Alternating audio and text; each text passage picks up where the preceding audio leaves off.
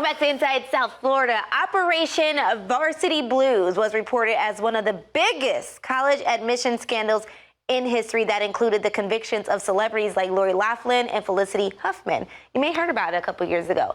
Well, now author John Wilson has written a new book called Varsity Blues, The Scandal Within the Scandal, that reveals the shocking tactics used by federal prosecutors that led to his false arrest and wrongful conviction. Now, Wilson is a father, successful businessman, and Harvard graduate who is sharing his story and the challenge of clearing his name. John, we're so happy to have you on the show. It's great to be here.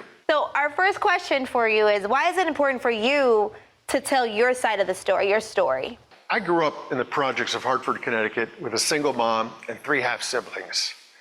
I picked tobacco from the ages of 12 to 16 to help my family scrape by. Education transformed my life. It enabled me to escape the projects and to build a successful business career. But none of that mattered when it came to fighting the federal government and the 6 years of emotional and financial hell that they put my entire family through. Our book, The Scandal Within the Scandal, shares the untold story about how our family was unfairly accused. In the Varsity Blues case, outrageous behaviors of federal prosecutors who weaponized our system of justice to boost their careers. Let's dive further deeper into that, John. Tell us more about the scandal, what we can find in your book.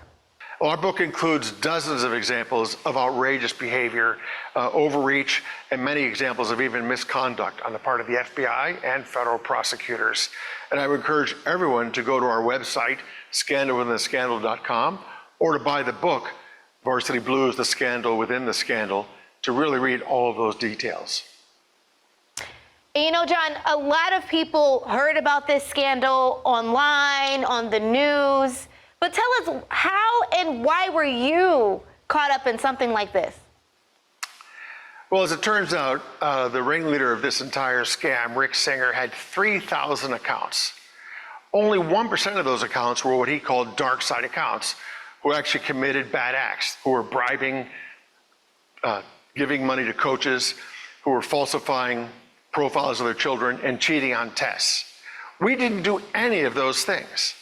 But of all the 3,000 accounts, only one was based in Massachusetts. That was me. And the Boston-based prosecutors needed me to be the hook to justify bringing the trials for the Hollywood celebrities and the others from California to Boston.